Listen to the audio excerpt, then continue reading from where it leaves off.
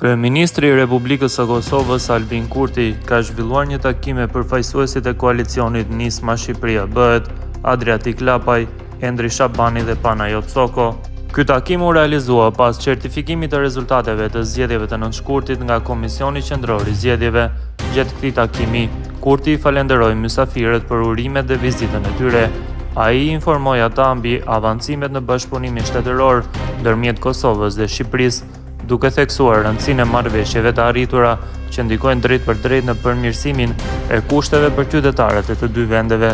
Në lidhje me koalicionin Nisma Shqipëria Bëhet, ky u formua nga Nismathuria dhe Lëvizja Shqipëria Bëhet me drejtues Adriatik Lapajn.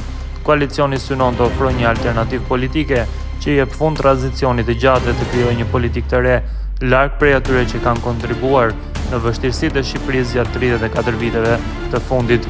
Lapaj theksoi se koalicioni është në negociata me subjekte të tjera politike dhe pret që edhe partitë të tjera t'i bashkohen kësaj nisme, me kusht që të mos jenë pjesë e atyre që kanë kontribuar në vështirësitë e vendit gjatë 3 dekadave të fundit.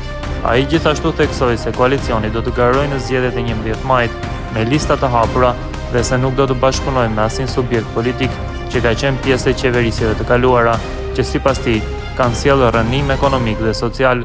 Ky zhvillim politik tregon përpjekjet për të krijuar një alternativë të re politike në Shqipëri, duke u fokusuar në ndryshime strukturore dhe zhvillim ekonomik, si dhe në forcimin e bashkëpunimit me Kosovën për të përmirësuar jetesën e qytetarëve në të dyja vendet.